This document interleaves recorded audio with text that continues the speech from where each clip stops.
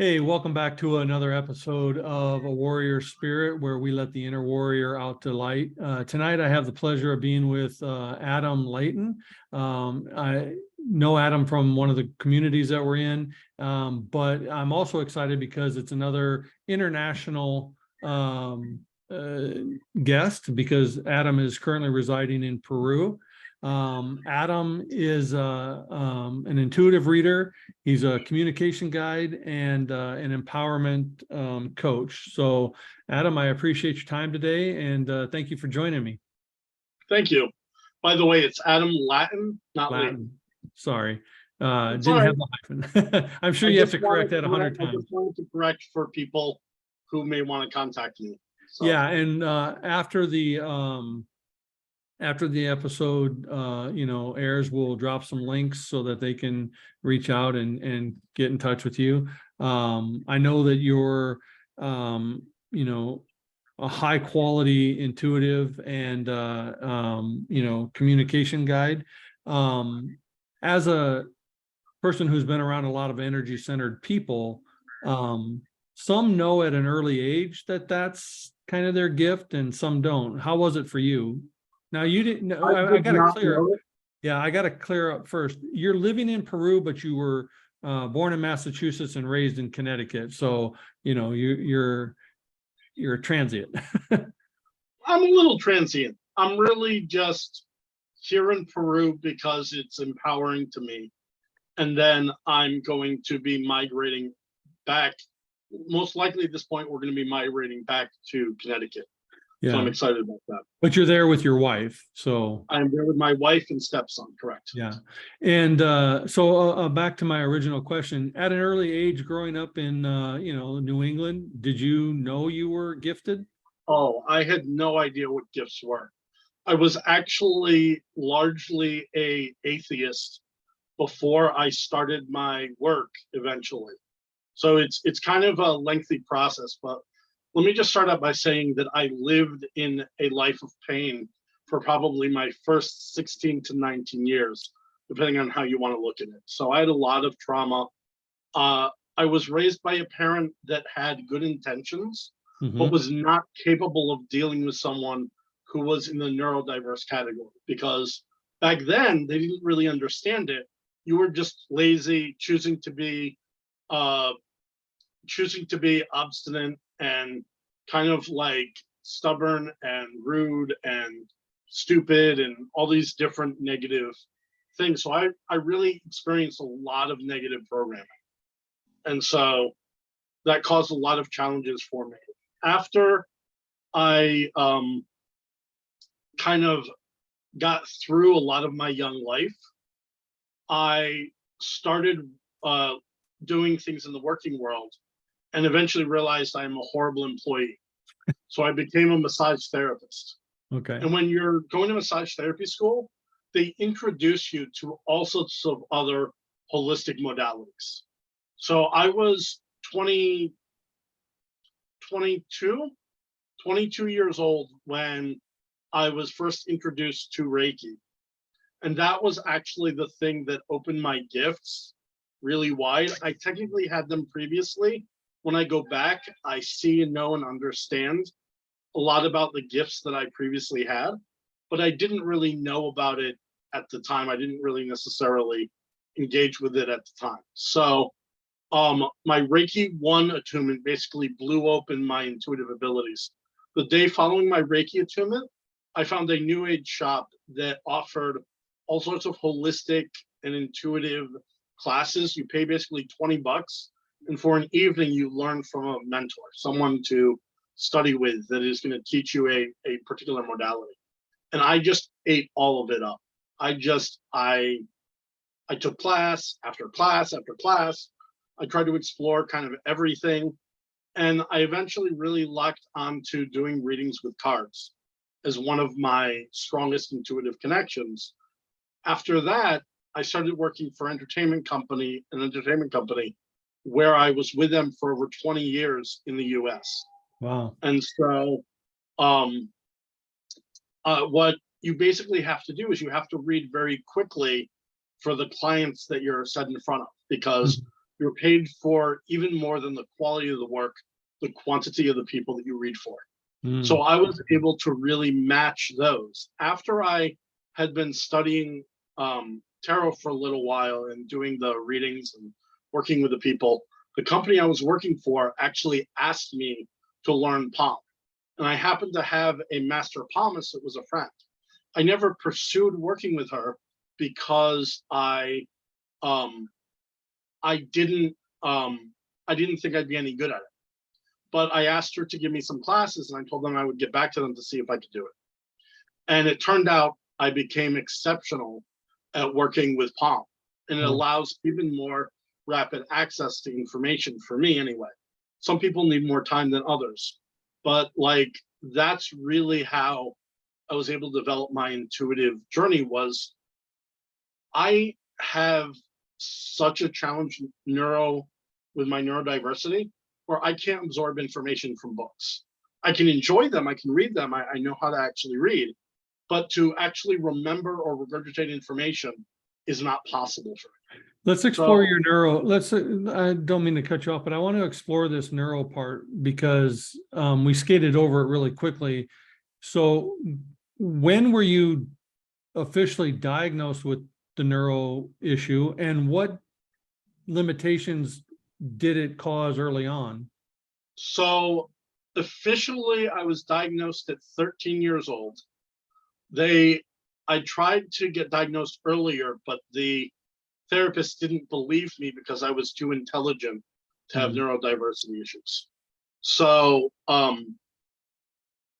I was hospitalized for the first time for being suicidal at 13 years of age. And I was um, I was diagnosed as bipolar, as having ADD, having gross motor and fine motor learning disabilities, and I have other sort of challenges that aren't necessarily been diagnosed.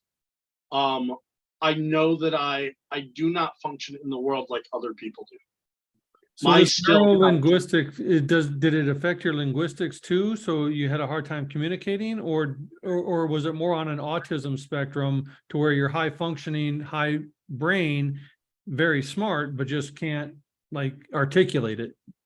Right. And it wasn't even articulation verbally, it was articulation in a written format. Okay, My, as you might guess, my articulation verbally is actually super strong. sure. That's why I can learn from people, I can ask the right questions, I can engage. It didn't modify any of that. The problem is homework is such a large percentage of your grade. Written testing is such a large percentage of your grade that I was not a good match for our current methods of schooling, or at least the methods of schooling back then, because there have been a lot of changes. There have been a lot of changes. You have to remember, I graduated high school in 1995. So as a result, like the awareness of neurodiversity was extremely, extremely low. Mm-hmm. And so my mother was a teacher.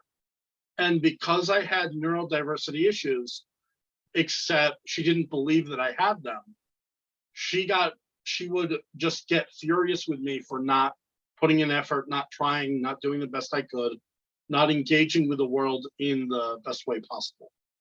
So what was your escape for that? Because I know growing up with any kind of abnormality, and I put that in air quotes, from what the rest of your class experiences, puts a target on your back for bullying and for Absolutely, yes. teachers and all that. So how did you cope with all that as a young person? Now, I know you said you were suicidal at 13, but what was your coping mechanism? So the vast majority of the positive coping mechanisms I would say I had, is I would read a lot of science fiction and fantasy. Being someplace in a completely different world, learning how people that were special were treated as special and not attacked for their differences or their uniqueness. Mm-hmm. And so that was somewhat helpful.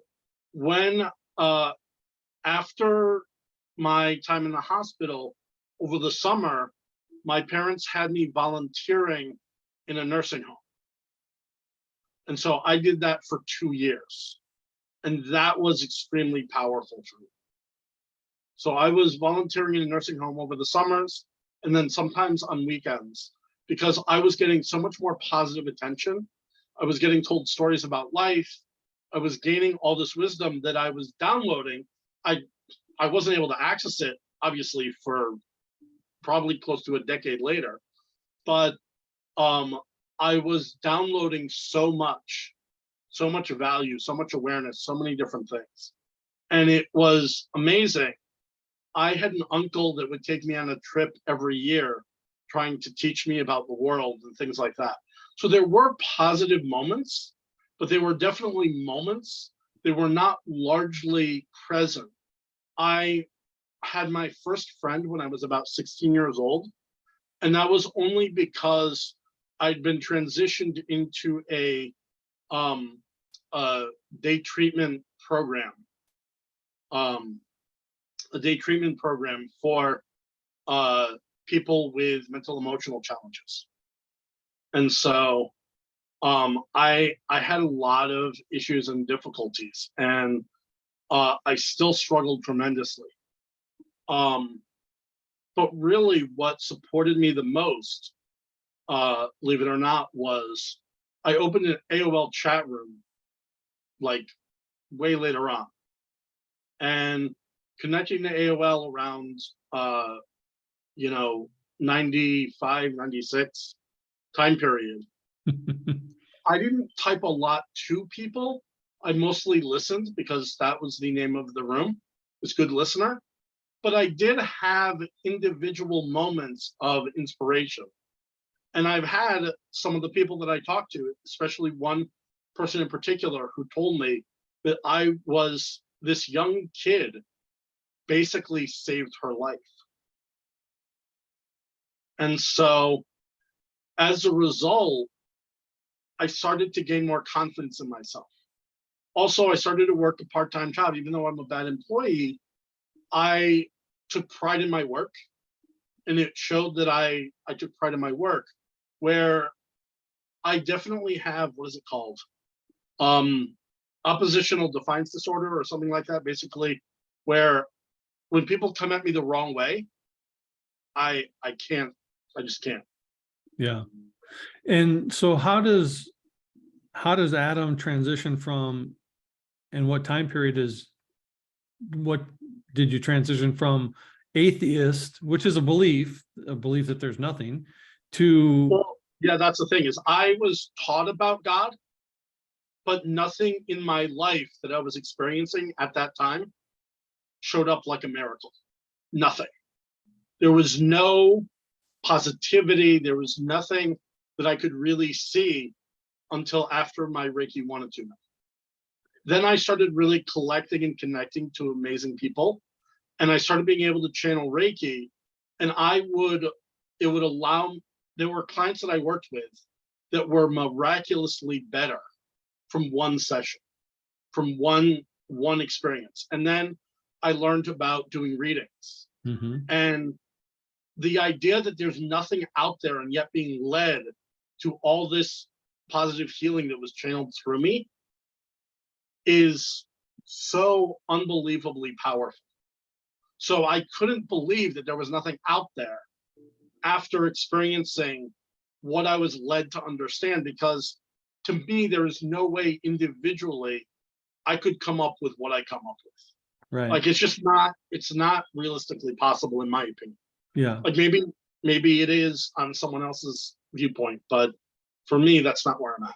So given your challenges, connecting with people is a challenge in and of itself, because you don't develop social skills when you're isolated and beat down. So, and having experienced some of your connecting powers, how did you then go to make that switch to basically hermit introvert to someone who can connect really well with people? So I don't even know if I still really connect well to everyone. Well, you're I not don't think supposed that to. I do. Yeah. What I do is I find that so many people are in pain. And if you start out engaging with them by lightening their load, they will forgive basically anything else. They will forgive basically anything else. If they are looking at you and they can tell, I will keep them safe. I will do my best to help them succeed. I will help them live their best life based on their definition, because I had so many people shoving my definition of the life that they want for me down my throat that I would never do that to another human. Yeah. So being able to do that is a skill. It's something, they say pain into purpose, and I definitely agree with it. I don't believe that's the only way to experience purpose. Right. I also believe that we can experience through inspiration, excitement, all sorts of positive energy as well.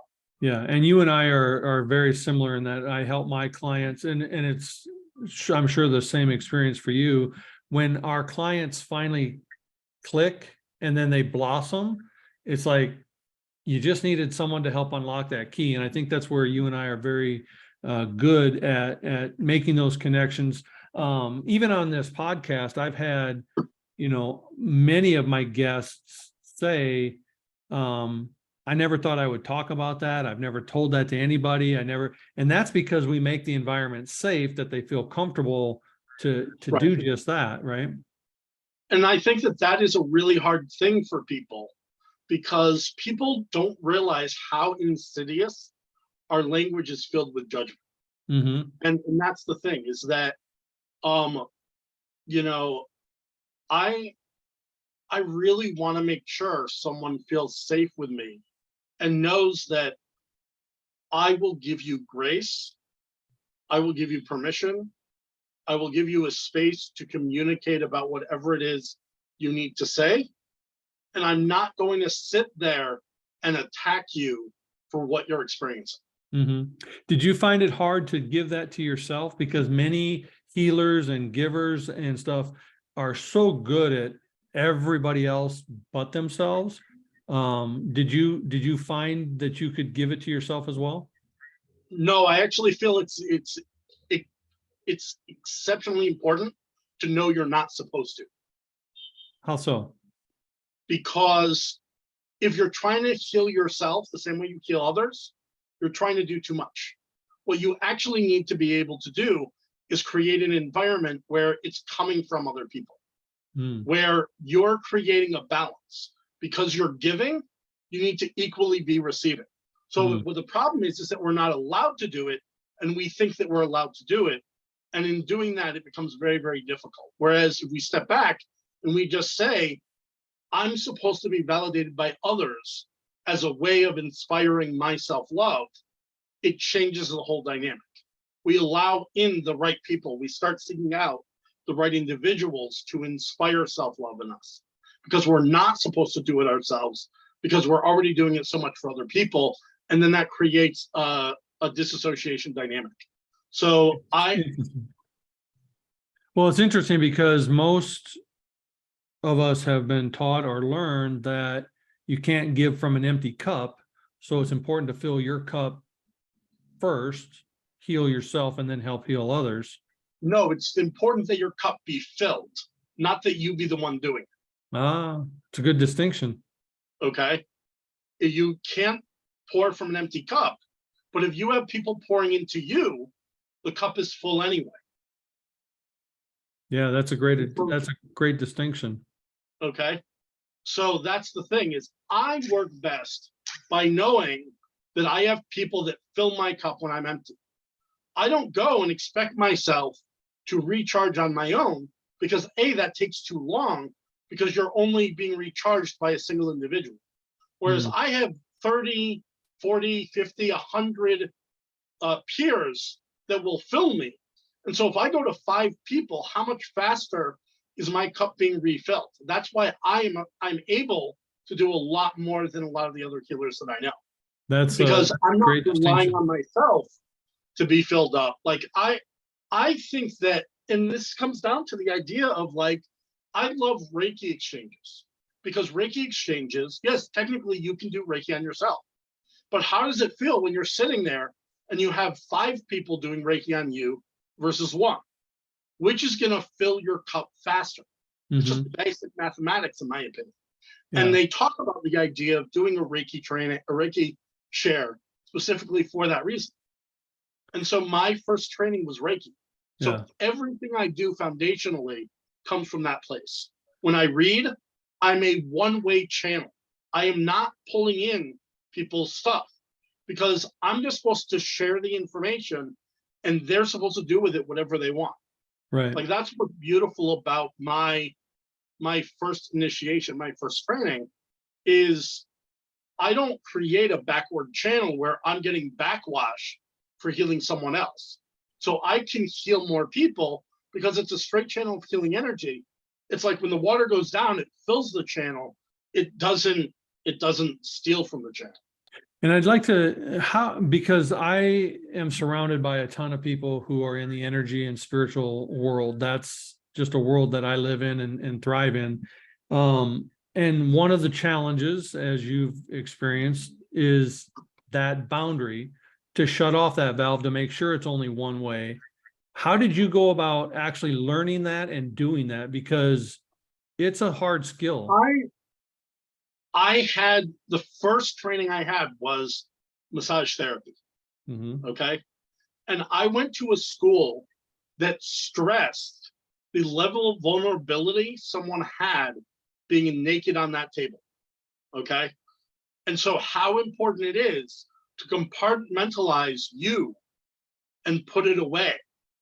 And that you're there to make the other person feel safe, to make the other person feel better, to make the other person feel connected, to inspire all these different things in this other person. And you have to just leave where you are outside the room. And that was like the first thing they teach you before they teach you any sort of physical movements. So, and they really stress it. They say it multiple times throughout your course to make sure that you're really just channeling for the other person. You're channeling comfort and safety. And like, it's freaking scary. You know, most people, the larger majority of people that go for massage are women. And so, especially to be largely unclothed on a table with a big, huge 6'2" man is like, and they made that very clear to me. Like, think about that, know that, walk in there, understanding that. So I have to be even more aware of how I present than the average massage therapist, Reiki, healer, reader, everything. Because I'm dealing with people that have previously been vulnerable more to men typically than women. So I equally, though, I believe that because of that, there are some things only I as a male can heal in someone else. Because my philosophy is, as a wound happens, so should it be healed. So if you have this guy yelling at you and making you feel small, and then you have this guy yelling at you and making you feel big, what's going to happen? There's a more likely chance that the work you're doing, I become louder than the negative voices in people's heads. And that's what I love about what I do. I teach people ideas and concepts. And I'm clearly, if you're listening to this, you know, I'm not a quiet person. And that's a part of my gift, Right. Is that if you're stuck and you know someone used to shame you, make you feel like crap, make you feel humiliated, and you know that you've done all this self-work, all this self-analysis, and it's just not changing, it may be because you need to overwrite the voice versus eliminate it. Sure, absolutely. And how did it go? Like, you went from suicidal to and it took about 8 years, and then, you know, found out you actually had gifts. Like, how was that as a transition in your own brain? So I will say that I can't fully explain. So my last suicide attempt was when I was 19 years old. And I can tell you that when I went unconscious from the drugs that I took, all I saw in my life for the first 19 years was pain. And when I woke up, there was a decent sized ember of hope. It wasn't fully developed, but I was able to become more helpful. So based on my spiritual beliefs, I had certain things happen to me that that make me believe something changed drastically in my energy. I was given an opportunity to take all of the pain, and I started really finding people. Like, people come into my life for me to help them, to invest in them, and I'm oftentimes just the right person. And it's something I don't fully understand, but after over 2 decades of it, I trust my instincts very strongly. Am I ever incorrect? Yes. Sadly, everyone has free will, and they're in charge of whether or not they receive. And I think that's part of the thing. As a lot of healers and intuitives, we feel like the information should make the difference, and the information is completely irrelevant. Our gifts are completely irrelevant. It is solely the client's receptivity that is relevant. That's it. Mm-hmm. We can be the most amazing practitioners on the planet, and if the person cannot receive from us, we are not going to do a good job if we're looking at the result. Right. If we look at what we offer versus what came of the offer, then that's different. And as you've grown into this ability, again, coming from where you did, the first time you got a download, did it kind of freak you out? Well, truthfully, it wasn't the first time I got a download. It was the first time I was conscious of the download. And honestly, it definitely happened sporadically when I look back in my life. So it wasn't, I mean, like I said, remember, I was trained in Reiki, so I was expecting downloads because that's a part of Reiki when you first learn about Reiki. Yeah. Like, they tell you this is probably going to happen. So it's not something I was unprepared for. I just, in my particular opinion, my experience is more powerful than someone else's based on my particular gifts that were opened up. I'm just a more gifted person than some other people are because of my neurodiversity, because of all of the experiences I had, because of all these different things. And I remember even back when I was super young, certain people would talk to me. They weren't my friends, but they would share information with me. And so I was able to find out and discover a lot by observing. I had a very strong ability to perceive. And back then, unless I was like really triggered, I was a much quieter person. I'm not a quiet person anymore. It's just not possible for me. And I own that about my identity. And so how do you live today with your neurodiversity? How does it affect you today versus back then? So what I would say is it's still a huge struggle, because explaining to people when I say, no, when I can't, I mean I can't. Not I'm not trying hard enough, not I'm not, there's a technique that's going to work. It's a can't. My brain does not light up in the areas that you are talking about. It does not exist. And so explaining that to people, because we're taught so much about neuroplasticity that people think that it exists in every area for everything, and you can do all of that. And I had someone that I'm very close to post a meme that said, you can't be anything you want, but you can be everything you are. And so that's what I am, is doing my best to being everything that I am allows me the ability to sort of eke my way through life at this point. My hope is that eventually it allows me to swim gracefully through life.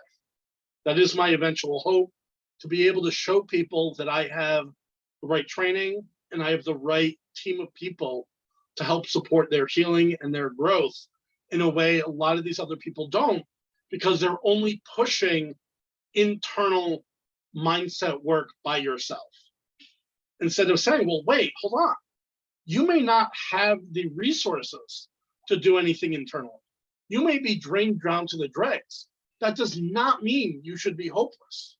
What we actually want is for you to be able to enjoy your moments and be in a better place with all of that.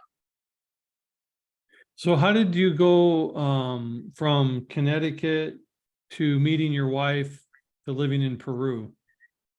So I'm assuming at this point, people who've listened to your podcast are familiar with the Unleashed You group.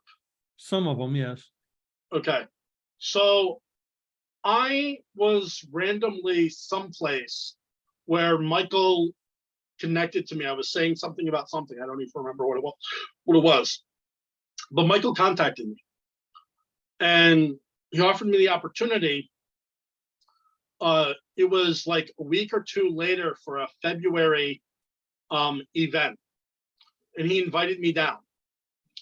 And it was supposed to allow me to sign up for their event. And I just said, okay, I've been down here. I'm set. I'm ready to go. I don't need to talk about anything else. Let me just figure out how I can do this, how I can make this happen. And so I, because of my social anxiety and difficulty, when I first went down, I was super awkward. I made a comment to Mike around something that I saw, and he kind of thought I was a jerk. Worse than a jerk, but a jerk. And then as he started seeing me interact with people, he realized I just need to be helpful. And then he invited me to the thing in April, the Cabo, Nashville. Cancun, sorry. Oh, Cancun. He invited me to Cancun in April. Okay. And when I was there, he had someone speaking about living in Colombia and working in the US. And I had no interest in Colombia. Don't connect, but I'm a intuitive enough person to make a leap of, well, but I do love Peru. So remember, this is April, okay? May, in May, I basically jumped from April to May. I went to a full moon meditation, and the person running the full moon meditation basically said to me, I had mentioned that I wanted to consider moving to Peru. Well, I know someone that can find you an apartment. So my brain is like, okay, well, I'm an intuitive person. When something like that slaps me in the face, I just said, I'm serious about it right now. Okay. So I decided that I was going to contact the person, get the information, get a breakdown of the costs. I had a certain amount of funds that were available to me that I could use as a safety net. And I decided to rent out the condo that I own as a way of helping me participate in my process down there. And on top of that, the person paid me the way he wanted to do it is he paid me 6 months in advance. So he paid me 6 months in advance of the property. And so I was able to have the resources that I needed, and I moved down. I was there by August 2nd. So literally less than 3 months after I started this, I was there 3 months later. And then I got here, immediately got a personal trainer, immediately started working with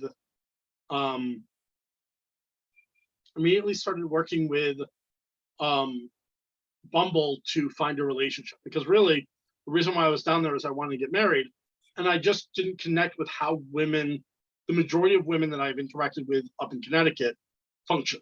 Mm-hmm. I'm big on the idea of serving each other and not doing very much independent. And that's not how it was where I was from.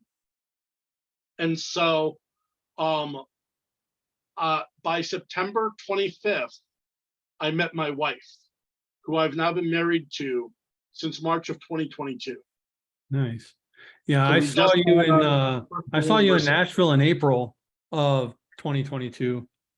Right, and Uh I just got married. yeah, you had just like flown in from Peru to do this Nashville event, you know. So yeah, I mean, again, it goes to show you set your intention and the universe helped manifest it, you know. Finally, yes. Yeah, well, some Finally. intentions take longer, but they do, Right. yeah.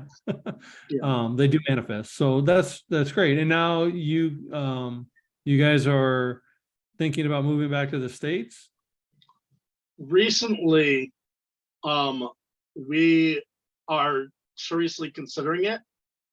It's a bit of a challenge because my stepson really doesn't want to leave, and I don't want a miserable child coming with us. Yeah. How But old the is he? problem is that the way family works in Peru is the child doesn't leave until they're married.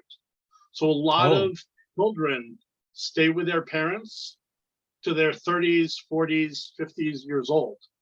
And it's ho- very traditional for that to oh. be the case. And how old is So he? he's only 16 now, but Oh, still, he's the type of child that will definitely stay with his mother.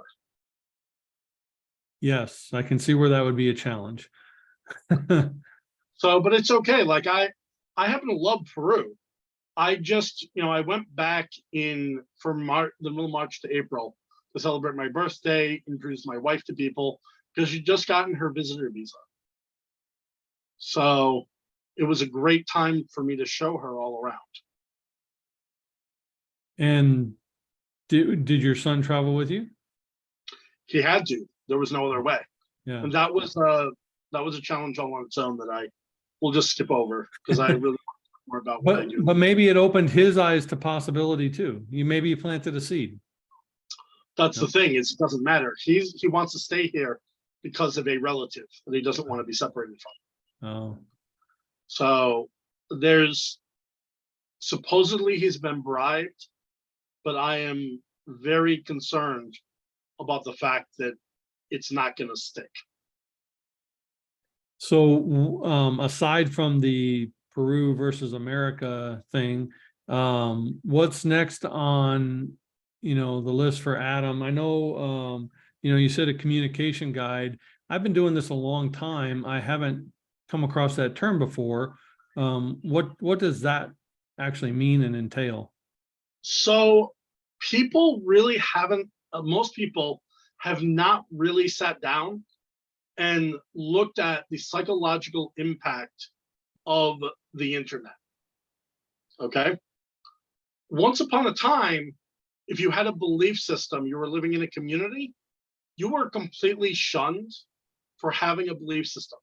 There was no way for you to create connection, so you tended to fall in line more with other people. What we're seeing so much all over the place is because of the internet, people are allowed to be their unique selves. Mm-hmm. And I think overall that's a beautiful thing. But the one challenge with that is that common sense is no longer common sense because what we think of as common is no longer common. Right. It's what we see as how we view the world. Yeah. And so we need people to guide us to know how to communicate with others in family units, in relationships, in work, in all these different circumstances, because most times it's not even intentional. We're not really neurologically capable of knowing how to stretch to see someone else's point of view unless we've been trained in it and it's an individual skill we have. There are some amazing communicators out there that have this ability, but there's a larger percentage of people that don't have it. Yeah, we used to have something called debate or discussion, and now we have argument and hatred, and it's gotten Right, even worse since COVID. right, The amazing amount of communication skills that people innately had by going to school or being with people was all wiped away, and it's showing up in schools, it's showing up in families, it's showing up in relationships. I mean, it's just devastatingly, Right. horrible. So, Yeah. So that's kind of my goal, is to work with my clients until such a time as they're able to really navigate and they need support. And I have some clients, I'll show different points of view and give them an idea of how to work things, and they've just got it once it's really set down and explained to them. I have another client who's still in fear over communicating with their daughter because they have value systems that are so different. But the challenge is that um, she actually has the skills now. Like, I taught her the skills. She just is so used to a specific type of reaction that she anticipates it inaccurately. mhm.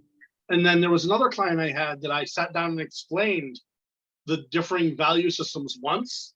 She got it, it clicked, and it changed everything about how she connected to her child. Yeah. There was so much amount of reduced worry, reduced challenge, reduced conflict.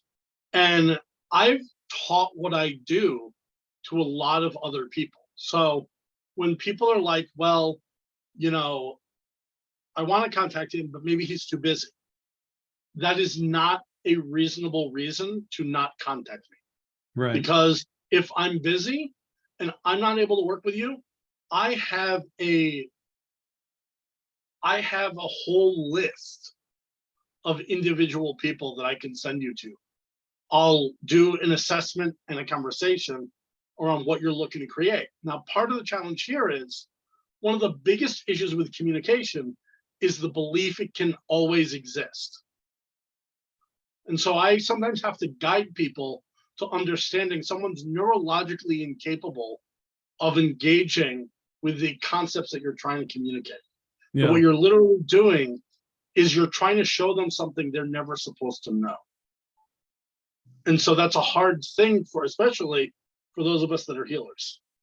Well, the thing that I've noticed in our space, the coaching business and helping others, too many, well, there's two things. First off, too many coaches try to have a one size fit all for every client, which Right. in of itself is ludicrous because everyone's filter is different and you might have the same tools, but it has to be presented and tailored to that individual person. And the other downside that I see, and I know you're not guilty of this, but I see it, way too much positive toxicity. And to me, and I've said this before on other shows, so people have heard me say it before, there's a difference between being positive and positive toxicity. Positive toxicity to me means everything's unicorn and rainbows and sunshine and, sparkle, whatever.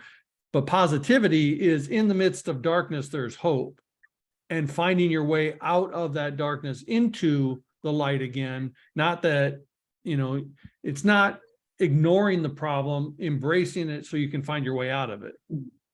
So I actually coined a term that I use, which is called accurate awareness. Mm-hmm. To me, I don't want someone to have toxic hope, and I Right. want them to have toxic fear. I Right. want them to have an accurate awareness of their internal and external circumstances. Yeah. And the problem is that it's such a stretch for people to think, how can someone I've never met have an accurate awareness of my circumstances? And the truth is that's where my intuition comes into play. That's where my developed ability to see different things. When you look at someone's hand, it teaches you how they learn, how they love, or it teaches me how they learn, how they love, how they function within the world. And there's a science, people hear you and I talk about this, the energy and the Reiki and the blah, blah, blah, and they forget that it's based in science. It's based in neurology and the neurological brain and in science. So it's not just woo-woo fantasy, it's actually scientifically based. And we bring that awareness to the energy portion of it. I always said that my personal philosophy is where the woo meets the work, because you can't wish and hope yourself into something good. You have to do the work. And I was just saying this on a podcast with a friend of mine yesterday. You know, people they hate the word shit or they hate the word fuck, but they also hate the word work. All 4-letter words, and they hate that part, and they hate work more than some of those others. It's like you have to bring that awareness and that work, otherwise none of it's going to work. And they hate the word can't. And I can't tell you the amount of people that it's not even a breath for them. They hear someone say, I can't do that.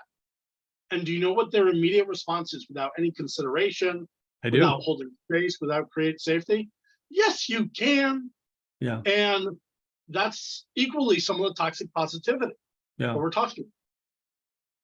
Yeah, I find it interesting.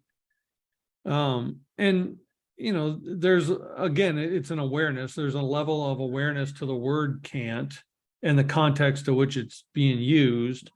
But I like your philosophical viewpoint on a lot of this, and you know, it is definitely a different side to the same coin, and it's one that's not explored often enough. So I really appreciate that you've come on here and you know, shared that philosophy and that other side, because like I said when I started, our goal is to shine, you know, bring your inner warrior out to shine in your light, and that's a different version of it that I think people, you know, don't consider. So what's next on Adam's journey?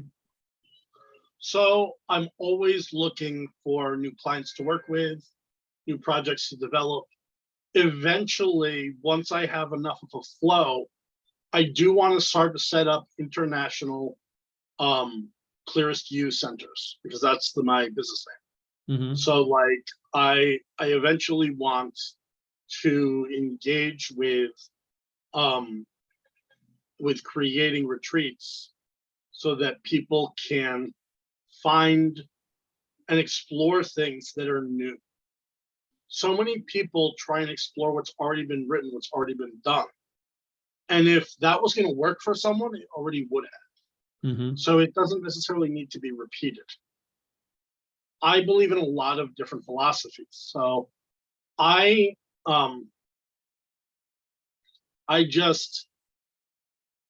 want to help as many people as are excited, willing, and able to receive me. Yeah. So I already do have a book that I wrote back in 2018. Okay. That people can check out. It gives you a really clear idea of a lot of my personal philosophies, and it helps you look at life in potentially a different way. So definitely recommend checking that out. Yeah, you and I help similar type clients, and we do have similar type of circles. But like you said, not everyone is meant for everyone, and not everyone is meant, you know. So if in my circle someone, you know, isn't the right connection for me, I would definitely, without a question, have them work with you, because you are that gifted, and I've had the pleasure of seeing it firsthand. So, you know, I'm glad that you're in my tribe and in my circle. And as we wrap this up tonight, I'm going to ask you one question that I ask all of my people. What does a warrior spirit mean to Adam? A warrior spirit means someone who releases the idea that pieces of any intrinsic value. Someone who recognizes that being powerful is what truly creates harmony within oneself. And that chasing the idea that everything can be peaceful is not healthy for them. So many people chase peace, and I believe it actively causes stagnation. It's really toxic for them. So for me, a warrior spirit is someone who is excited to embody power in their physical body as best as they're able, in their spiritual body as best as they're able, in their mental body as much as they're able. Yeah. And to really understand that oftentimes you cannot chase peace and chase power at the same time.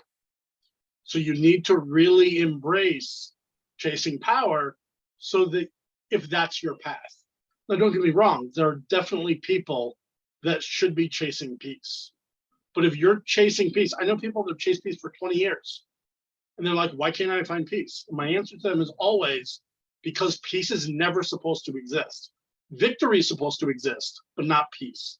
So do you want to be the warrior you're supposed to be, or do you want to continue chasing a path that will never heal you? That's another very interesting philosophy. And I am grateful for your time tonight. I thank you for joining me. And we'll drop some links on how people can connect with you and check out your book. I just appreciate you, Adam, and I think you're an amazing man. So thank you. Thank you. All righty. Have a great rest of your night. Thank you. Bye. Bye.